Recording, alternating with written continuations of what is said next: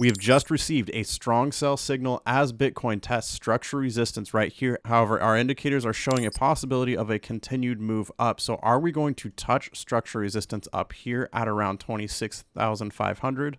Or are we more likely to drop at this point? In this video, we're going to find out, and I'm going to talk to you about what you can do to prepare for the next moves in crypto. Before we get started, I have to let you know you have until tomorrow, Friday, March 17th, in order to get up to $450 off these indicators that you're about to see me use in this video. Links are in the description. I'll let you know more about that later in the video, but for now, let's get started. Today, I'm not actually going to go into the metrics. I just want to focus on the live charts right now because there's just so much that we need to really be thinking about. The first thing we need to talk about right now is structural resistance right here at $24,888. This is the structural resistance we have tested for the past 3 days, at least maintained. We actually tested a lot higher than that earlier, but this is the one that we've actually maintained. After pumps like this, we do tend to get sideways movement. This is very normal in the market. You can see it happen for a little bit right here, right here, right here. The crypto market tends to move in steps, and it's either going to move like that or it's going to move upwards like that.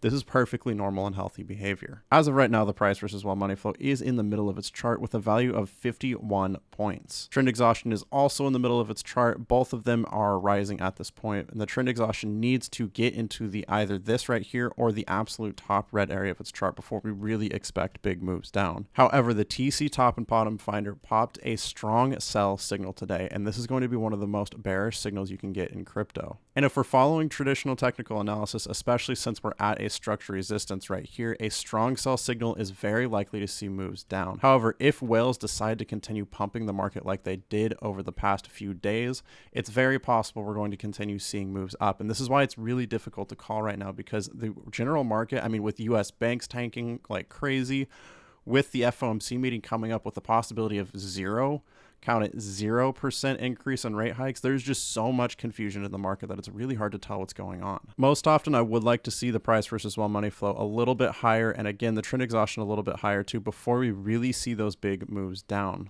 Because of that, I think it's very possible we could see moves up to meet structural resistance right up here, somewhere around the $26,600 mark to meet structural resistance on this ascending resistance line. I think this is very, very possible.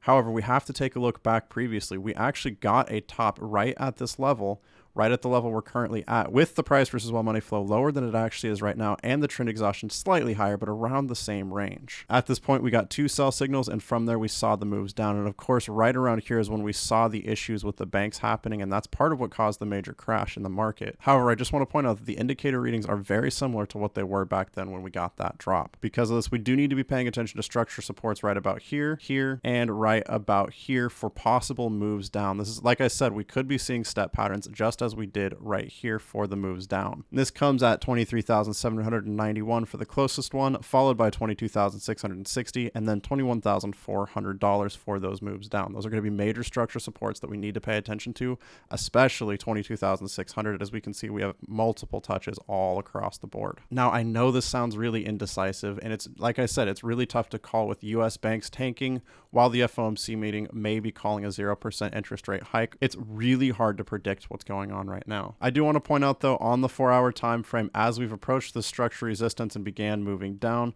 price versus while money flow is lower on its chart. Trend exhaustion did bottom out and begin moving back up, and this could actually be a signal of a move back up on the 4-hour time frame. However, the 1 week does still show price versus while money flow high with trend exhaustion high as we approach the structural resistance. So the higher time frames show more bearish while the lower time frames show more bullish. It's really, really difficult to call, and if we go back to the 1 day, it's just really hard to be decisive about this one. Fundamentals are all over the place. Time frames and technical analysis are all over the place. It's just really hard to know what's going to happen next.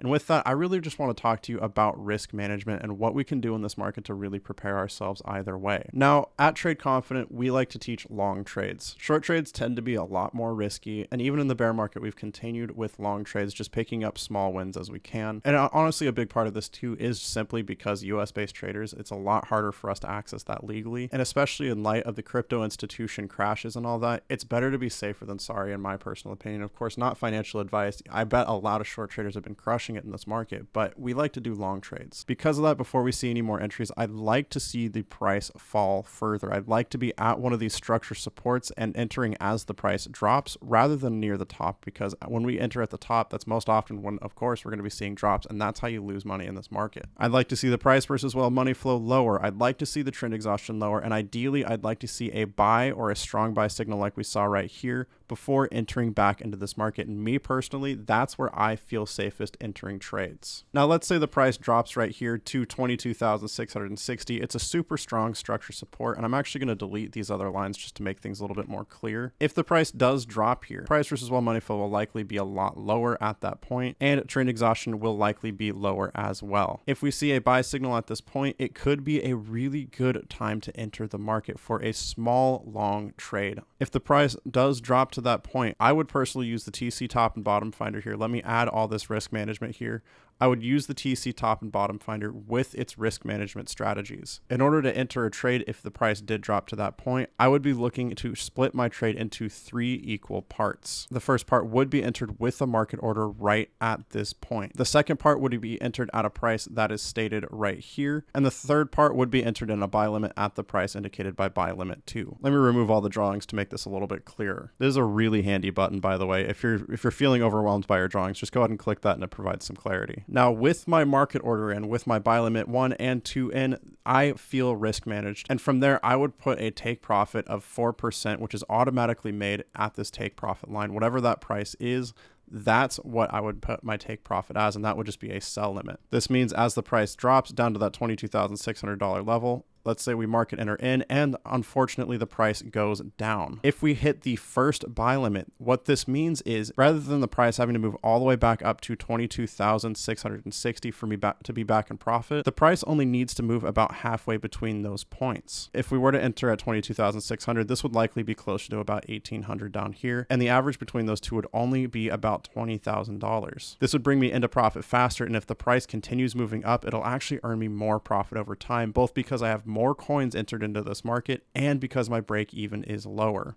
And it only gets better if we drop down to the second buy limit. And at this point, 13,000 would be a really tough one to hit. And if we did fall that far, I would personally want to buy the dip at that point anyways. However, if the price rises back up, we just get an automatic 4% profit, easy profit, and we can get ready for the next trade. Now, these are automatically built into the TC top and bottom finder here. You get your take profit, market order, buy limit 1, 2, and 3. I'm personally not using 3 just because if the price drops down to where, I mean, let's check it out. Let's see where buy limit 3 is. If the price drops to $6,687 at that buy limit 3, I think we're going to have massive economic issues already, and a lot of people probably wouldn't be in cryptocurrency at that point anyways. So for that reason, just for clarity and just for ease of use, I like to take buy limit 3 off until we're farther into the bull market. Now, if you want to get access to these 3 indicators that are helping us manage our trades, if you want to get access to this excellent risk management that we're really going to need as this uncertainty plays out, you can get up to $450 off right now. And let me show you how. You'll be able to find the links to the indicators in the description below. Go ahead and scroll down, hit show more, and it'll be the very first link right here. Go ahead and click that. It'll bring you to our indicator page with only 2 days left in the sale. It ends on St. Patrick's Day. In order to get the full $450 off, you're going to want to purchase the bundle pack first. Using code SAVEME50 will give you $50 off at checkout, and you will receive the trend exhaustion and price versus money flow indicators, as well as 7 more for you to use.